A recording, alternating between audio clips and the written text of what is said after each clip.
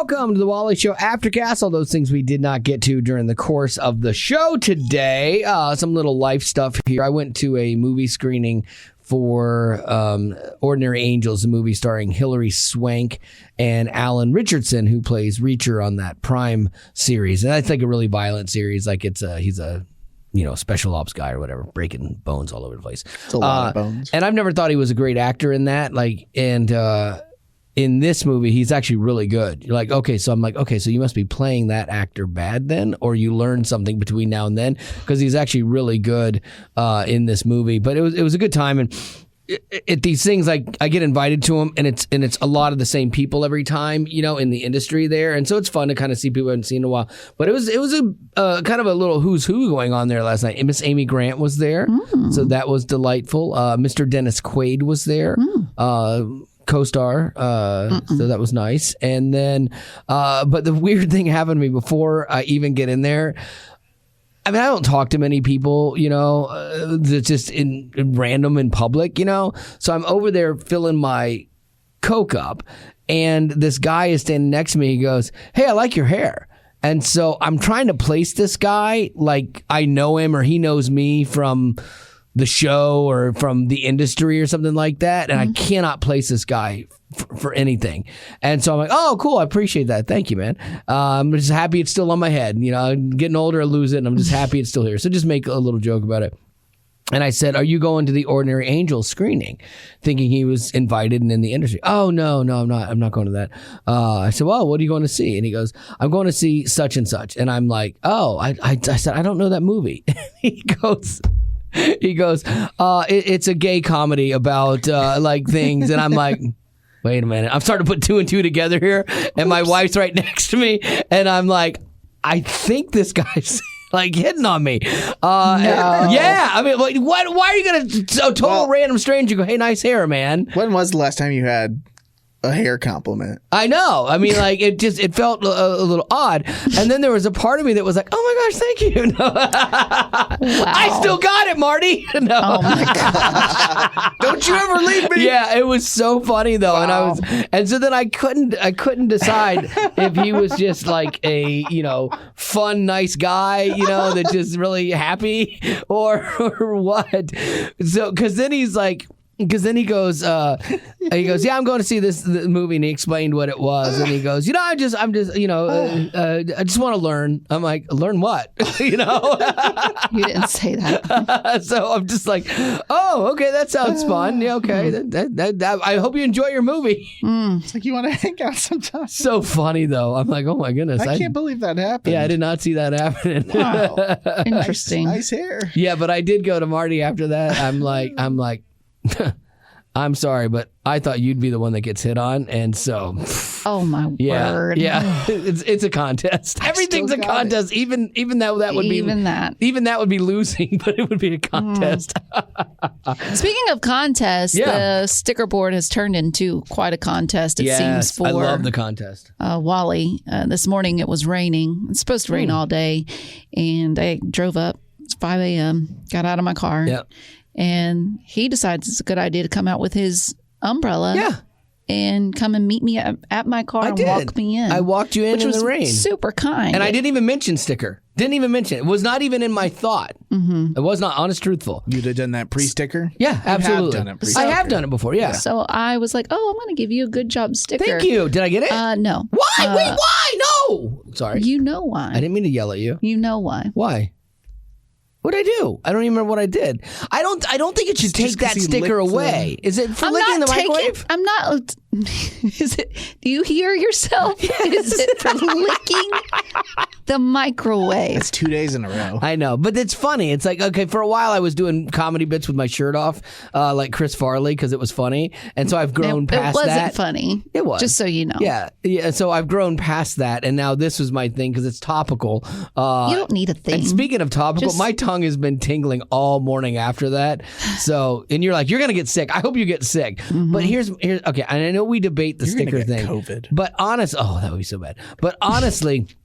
Like, I literally was just doing that to be nice today, but that should warrant a sticker. And then you can give me a frowny face. The reason, like, don't for take sure. the sticker away. I'm not going to take the good job sticker good. away. Thank you. Okay, Thank you. But it's going to be nullified by the frowny face sticker. But they're both going to be on there. Because you were being immature and dumb. 100%. But they're both going to be on the board, Yes. right? Okay, that's fine. But the good job sticker does not count. To some people, but I look at it and I see, I really, at the end of the month, if I have just one more frowny face sticker than a good job sticker, then I know I've done my job. Oh my God. It's funny because Gavin on the show mentioned this earlier. He was like, I really want to, I'm looking more forward to my stickers with Betty than my actual review with the company today. What segment was that in? Because I want to cut that for a promo. Do you remember what it was? Oh, the sticker chart break. Oh, it was in that. Okay, in the 8. And I'm like, that's really funny because I had my review yesterday, and I brought up the sticker chart. And I brought it up too. I was like, his evaluation should be based on the sticker chart, just so you know. Yeah, and you guys have evaluations today. Yeah, I was looking through mine because you get a sheet of paper review from your boss. And so I'm looking through mine, and it's like exceeds expectations, exceeds, meets expectations. I'm like, what? And I look at that one, and it was positive because we have this benchmark in our company about being obliviously positive. Obliviously. That was snide, I know. But it's a metric that they want everyone to not be jaded or not be cynical. You know, you have to glasses always half full. And so I've always argued that, like, if you're not wired that way, it's not fair to make that a metric for your job. You know, if it's not affecting your job. Part of what makes me good at my job is the fact that I am cynical. You know, that's what makes me good at this. And so you can't just kill that. And so I always write something to that effect. Like, I'm trying to be better in the halls and only affecting and dragging Gavin and Betty down. I'm trying to drag less people down, but they're used to it. They're fine. Yeah, we're fine. Yeah, you're fine. So we have a test today, though, because we do have the bi-weekly meeting that we are going to go into. Yeah. So the goal in that is going up there, big old smile. Yeah, because I have to do a thing at the end. And fortunately, it's magic trick? No, I should do a card trick. That'd be so really great. should. That's a great idea, Gavin. Do a card trick. Please do. No, I'm going to make it quick because I always inevitably offend people in the other part of our company when I have to do these things. And so I had said I'm not doing them anymore because somebody always gets, this other side of our company doesn't get our sense of humor here. And so I was like, I'm not going to do that anymore. And then they just told me I'm doing it. I'm like, I just found out. I'm like, okay. But it was something that I believe in, and it's a real quick thing I can do at the end. And they're like, 5 minutes. I'm like, I will do this in about 20 seconds and I will be done, you know, just because the more I talk, the more I can get myself in trouble. And they don't just give stickers, frowny face stickers. They put things in your file. So yes. Yeah. So I won't be doing that. But back to the positive thing. And so when it's hard for me to meet that metric, and I literally am trying, and my boss said he's trying stuff like that. But then I'm like, man, I can't believe he gave me that rating. But then I looked at it because it shows your rating of yourself and his rating of you. And I had given myself that same rating. So I'm like, okay, good. But then everything else exceeds expectations. So I'm like, okay, that's fair. I'll work on that. Do you want me to tell you what he told me to work on? Did I tell you this, Gavin? I know I told Betty. I have to, it's your just demeanor, your right? posture in meetings. Yeah, because a lot of times I fall asleep in meetings because I'm just tired, and if I get bored, then I'm out. It's a tough time of day for us. Or if I don't want to be in the meeting, he's like, you know, you look like you don't want to be in the meeting, and I'm like, hey, mission accomplished. You get it? Like, yeah, I don't want to be in the meeting. And so, like, that's one of my action items is I have to work on my body language to look less angry, I guess. I wish we could get like multiple employee reviews per se, from our boss. Yeah. From like a listener. I feel like it'd be impressive to get a listener who would write in, because then, they probably would write something solid. And then there's the sticker chart. Although that lady that thinks I'm a racist, she would love to give me my, she would, that would be fun. Don't let her in. Let her weigh in on this. That'd be fun. I haven't thought about her in forever, and you just brought her. I do. Everybody Hold on to it. Everybody's stuff sticks with me, man. Yeah. Like it sticks with me. Like there are certain things that I don't let go of. I get less angry by them, but I definitely remember them. I keep a record. I got a record. Naughty and nice list? Yeah. Betty Rock might have a sticker chart, but I have a file too. Oh, wait, she has one on me, too. Never mind. Yours is worse than mine. You win, Rock. You look amazing today, by the way. Nope. Okay, so let me see. There's a new documentary series that is actually... I like band documentaries. Do you guys like band documentaries? Mm-hmm. No.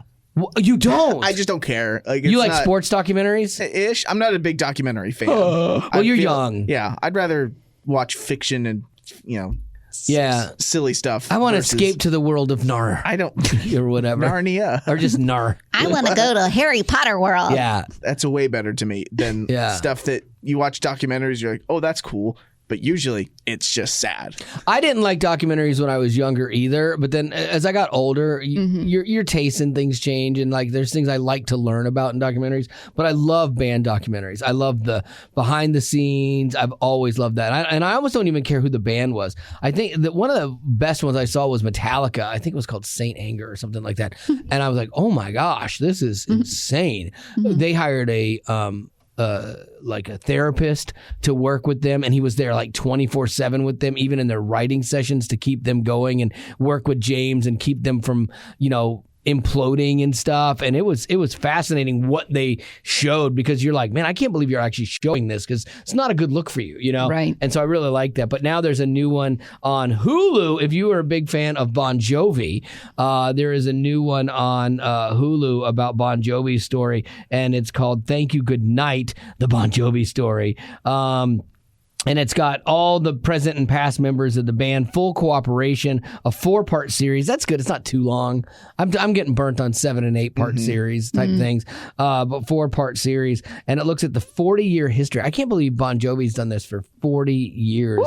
And so, still has all the hair. He does. I saw him just the other day, and I'm like, he cut it, which was a mistake, but like it's still like it's all gray, but it's still all there. Yeah. Like, good on him. Yeah. I was not so fortunate. But he has the money to get it fixed if it falls out. That's true. Yeah, he'll never be without hair. Yeah, he'll never look like some of the other guys that have lost a step. It's still one of my favorite segments that we play on the show from time to time. Anytime we talk about Bon Jovi, it's Bon Jovi on SNL talking about naming the band Bon Jovi. And it's just such a great little insight into what I think actually really happens inside of bands. I do like natural disaster, I do. But there's just something fun about Bon Jovi. It's fun to say. It just feels like a name we can really get behind. Hey, no offense, John, but we've already been here for 12 hours. You're not going to convince us. I mean, what's wrong with Bon Jovi? John, I wasn't going to say anything earlier, but I think that maybe the reason that some of us are having a problem with Bon Jovi is that it's your last name. Guys, come on. I mean, it didn't even occur to me that Bon Jovi was my last name until you guys reminded me. Okay, now hold on. All right, so you forgot that you were named Bon Jovi when you suggested Bon Jovi. Hey, I mean, my name isn't even Bon Jovi. My name is John. No, John Bon Jovi.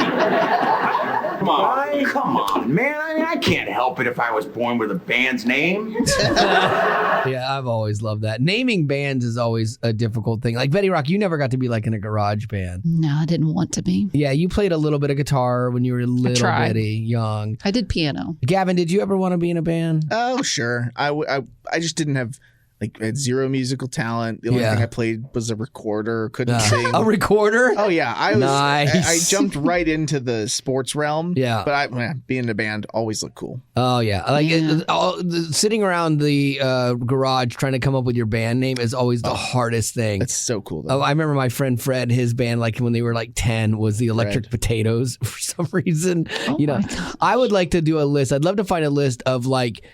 Before they were huge band names, kind of thing. Like Matchbox 20, they were huge. Before they were Matchbox 20, they were Tabitha's Secret back when they were an Orlando band. Tabitha's. Yeah, and it was based on that Bewitched show where the daughter Tabitha would wrinkle her nose and was like whatever. Oh. And so yeah, it was weird. Like, so weird. But I love the stories behind bands, whatever the name is that they and why they thought Matchbox 20 was better. Yeah, exactly. But it landed. It worked. work for him. So, what do you got, Rock?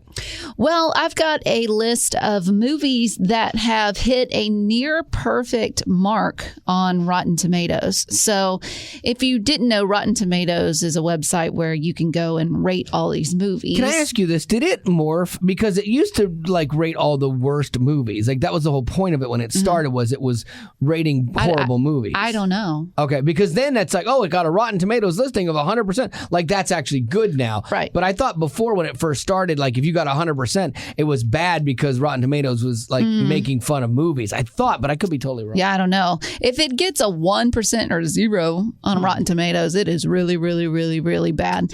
Barbie should have got that. Yeah. No, stop. But all movies, I believe, are on Rotten Tomatoes website and you can grade them. And so I've got a list of the top 50 movies. We're going to be here a while. Settle in. I'm not doing all that. But the top 50 movies that got a 99% rating. That's good. Impressive. Okay. And some of them surprised me. This one didn't surprise me. 1942's Casablanca. Oh, yeah. I don't get why it's such a big one. Yeah. But people love it. Isn't that the one, the Humphrey Bogart and the big line? Here's looking at you, kid. Yeah. I've never seen that. I've never seen that movie. About. I know. I think I tried to watch it and I was like, yeah. Kind of boring.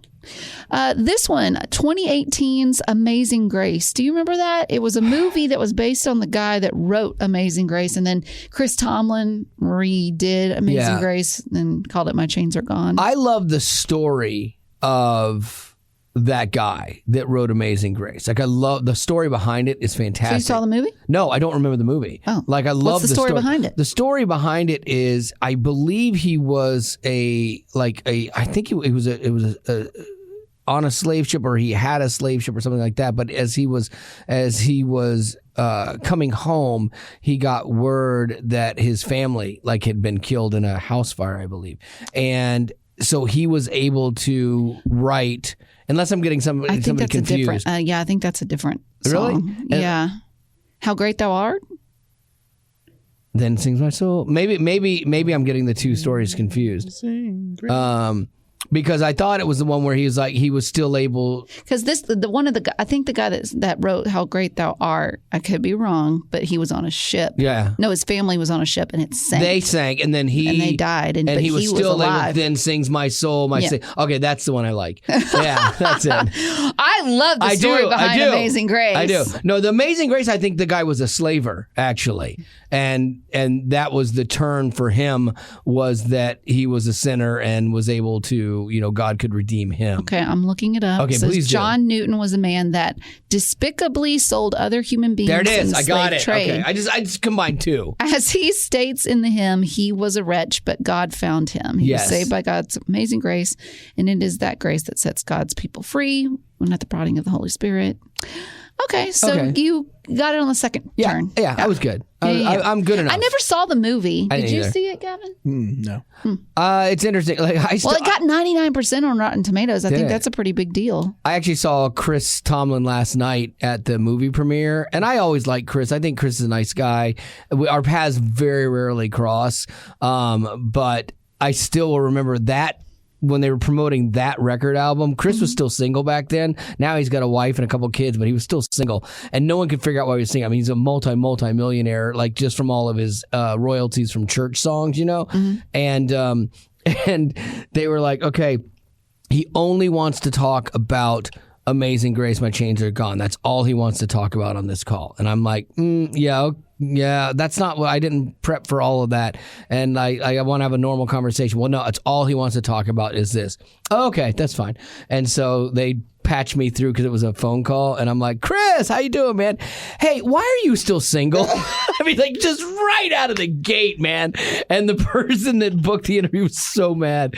And but it was, it ended up funny. It was a good interview, but they always coddle people, and that always drove me nuts here. And I think that's why I burned a lot of bridges that I've rebuilt when I first got here, because I didn't like that, and people wanted to know.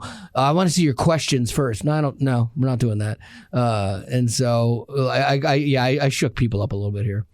Other movies that made the list were Finding Nemo. Oh, I love Finding Nemo. That high? Yeah, it's a great movie. Yeah, it's great. I don't disagree with it being great, but that is huge.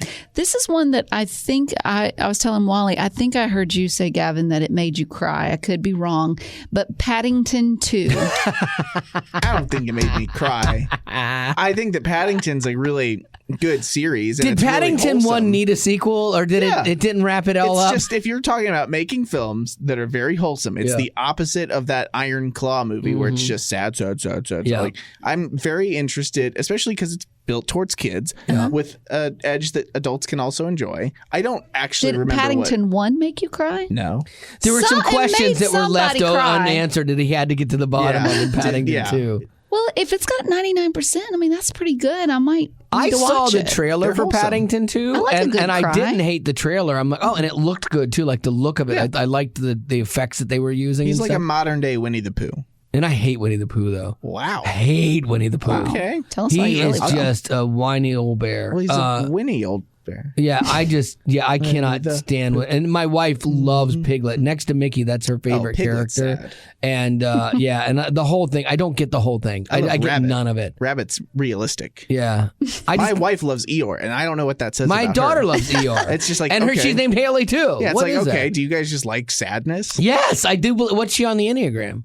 Your wife. I don't know. Oh, okay. She's something. She's meh. What's that, Gavin? Well, no, it's She's just like it's just neither of us have, like, give a lot of thought towards the Enneagram. Oh, you don't? No, I thought you would maybe do a little bit more. I know. Oh, that's right. Because when you first got here, we were talking about it, and you were like, all no, the time. I got is. really burnt out in college on like personality tests and all this, and then people saying, "Well, I'm this," and that just explains why I'm the way I am, and just throw that around. And I'm not saying that that's like wrong per se, but it just got really too trendy in college, and I got just tired of it. I get that. Some people use it a lot, and that is like, okay, that's a little overkill. But I do like to understand where somebody is coming from, and it lets you disassociate their behavior sometimes from them.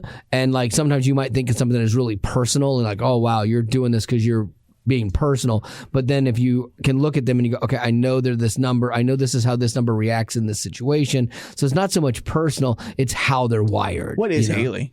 Haley is a 2. Okay. I think that because if I'm remembering, because I remember when I took it, it was somewhere in the realm of 6 or 7. Yeah, I can see you as a 6. And then I want to say that when Haley would take it, it was 2. And then looking it up and seeing The Helper, and the characteristics and everything, I think that this is what now, she does she lean more 1 like perfectionist or 3, what is it, performer? Probably perfectionist. Yeah, okay, yeah. Like she's more 2 wing perfectionist 1 than I am. That's kind of Haley's a 2 wing 3. Which is the performer. Yeah. Okay. Yeah. So. I might have to take it again. I kind of want to take this test again. What else you got? Oh, That's yeah, it? more. No, that was the only ones we're going through? Okay. You should watch Paddington, though. I recommend it. It's a wholesome movie. Yeah. It's really cute, really simple. Follow that up with some Stuart Little. You got a can't. full weekend. right. I will just cry. Really? and Stuart Little cry. makes I you don't know. I don't know. I've never seen it. Imagine being one of those kids in Stuart Little. Yeah. They adopt a mouse over you. Yeah, it's tough. true. That's a tough day. That's true. You're in the orphanage. If Like, you- hey, this is my day. What? If you taking had the to rat add a movie to the Rotten Tomatoes list of 99% Of and good. one that's 0%, what would you add? It's like our favorite movies. There's this Oh, movie Zero called- Pursuit is Cold Pursuit, without a doubt. I wish I Cold could have. Pursuit Yes. was so bad. I mean, it was a joke. There is nothing redeeming about that movie. And I thought, Liam Neeson. Like, yeah, I love Liam Neeson. What is wrong? You know what to expect. Are times that tough? Yeah, for you know him? what you're going to get with him. It was horrible. Yeah, absolutely atrocious. And that one we all went to go see was gonna together, say, the island one where that they age. you wanted to see. Oh yeah, that yeah. That one was so bad. Boring. Yeah, that one was really bad. Yeah, it wasn't as great as But I was I hoping. think I would put up there. No, I know what I would put up there for my 0%. The most recent Jurassic Park. I mean, can we talk about the worst movie? So if Wally or Gavin ever tell you, "Oh, you should go see this movie," don't do it because you said it was the best movie ever, and it was. I can't think of a well, Gavin, you started to say because you had a formula thought there. There's a movie called About Time that I really like, where this guy learns that every male in the family has this ability to travel in and out of time, back in time, and all this stuff. And it's just got a good, wholesome, like romantic story. Relationship with his dad is really cool and powerful, and it's funny. It's a good just sit down and I could watch that movie every day. Like, not every week. I don't know what movie I would put in as like It's Rachel McAdams. best. Yeah. Enchanted, probably. As best? Also with Rachel McAdams. That's Amy Adams. Or Amy Adams, I mean, same person. It is. And Dr. McDreamy. No, I it's so hard to think because there's so many movies that I do love. But like, I know what you would put as the 100%. Top I know, Gun. No, the other one that you and Zach made me watch. Iron Eagle. Iron Eagle, yeah. It was so bad. Okay, I'm going to put that one at a 0, but it's still going to go on top. It's a caveat because I know it's bad. But there's something that I love about it being so bad. Yeah, and that's okay. That would be your Rotten Tomatoes 100%. Yeah. But I mean, like, I love Top Gun. I think if I was really hard pressed, Braveheart would be at one of the top movies. It's heavy, but I love haven't seen it. that in a long time. I heavy. tried to watch it, and I couldn't get through it. It was so boring. Oh, really? Yeah, it was bad. Yeah, I like stuff like that. I would also, again, this is just me. I'd put the last Avengers movie up there. That was nerdfection, perfection. Yeah. So I would put that one up there. I'd put every Marvel movie that's come after it as a 0. Yeah. Put it really low. Okay, I believe they've that. all been terrible. That's good. I respect you for that. I think that for me, like when I see a list of movies, I'm like, yes, love it. It's so hard for me to come up with like what's my favorite movie like right now. I don't know that I have one. I always have crutch movies that I've known for years that I like because people will ask me things all like, what's your favorite movie? I go Happy Gilmore, but then I know I've seen 100 movies since then that I like better, and I just can't think of them on the spot. I would put down I can only imagine. What am I thinking? Stop. Yeah, definitely number 1, followed by American Underdog number 2. 99 is too low. I would put 2005's Pride and Prejudice. Oh, who was in that? What dude was in that? Keira Knightley. Keira, yeah. I don't know the name of the guy that was in it. But he was that's fantastic. Unimportant. Yeah, I thought good. she would know it from that. Yeah, I don't know. Yeah, Birthdays? please. No birthdays. Nail birthdays. No birthdays. All right. Well, you know what? You want to do a question? I know because we need to go out and pack some Bibles. Oh, come on. Yeah. No. Really, Kevin? What is wrong with you two? We had a break between the show and Aftercast. I went out and already was doing Bibles, and now you. What is the problem that you guys have with this? I don't understand. Why are you looking at me? I didn't say anything. Because neither one of you got up to go out there and help me. And I was then praying about the Bible. Yeah. Instead of do you not licking like them. doing it? I like doing it. I actually do. No, I don't hate it. Okay. Yeah, I don't hate it. No, I don't. Okay. But I understand why you feel like you need to go out there and do it Why? because you do so many wrong, dumb things. Right. And so you feel like you need to get out there and prove that you are a. Yeah, it's damage control. Absolutely. Yeah, exactly. No, I do it because I actually really like No, it. I think it's it's damage fun. control, I like for sure. people are like they're in a different headspace when they're doing this, and it's not work related, and everyone's just kind of calm and fun, and you're doing something that matters. At the end of the day, like somebody's gonna get this Bible. That's so mature. I know, right? What and a that great way to could look at change it. their lives. I wish and that person would stay to around know all that- the time. Yeah, to But know. I don't know who that person is. Yeah, I don't know. To know that I had something to do with that is better than just And he sitting in licked here. every one of them. Nah, I did lick that handle. I'm telling you, I don't feel good. I know it's in my head. That's the Why thing. did you lick it? Because they were talking about how dirty it was, and so and you still, your Is head's- that your only reason? only reason. Because you guys were talking about how dirty and gross it was, and so I did it to shock Ruth because Ruth wasn't here for the shoe thing the other day, and I love Ruth, and so I thought, this will be funny. I don't think, literally just for the joke. I don't think that board has been cleaned in like. I don't want to lick anything else today. My tongue already is numb. Lick it. No, I'm not Lick licking it. it. I can't. Okay. You didn't do it. No, I did not. I can't lick anything else today. I'm done. All right. If I had an ice cream cone, I'd have to let it melt. A shake. I can't lick anything. All right. That's going to do it for this nonsense. And we're going to go pack some Bibles and we'll do this all again tomorrow. Growing up in poverty has never been easy for children, but with the added challenges of the pandemic, conflict, and natural disasters, families around the world are facing an unprecedented food crisis. Unfortunately, those who are already hungry are now even more desperate. But by sponsoring a child through compassion, you can help provide life-sustaining essentials such as food and clean water. And with your compassionate support, that child can not only survive, but also flourish. You can find out how and choose a child to sponsor when you click on the compassion banner at wayfm.com.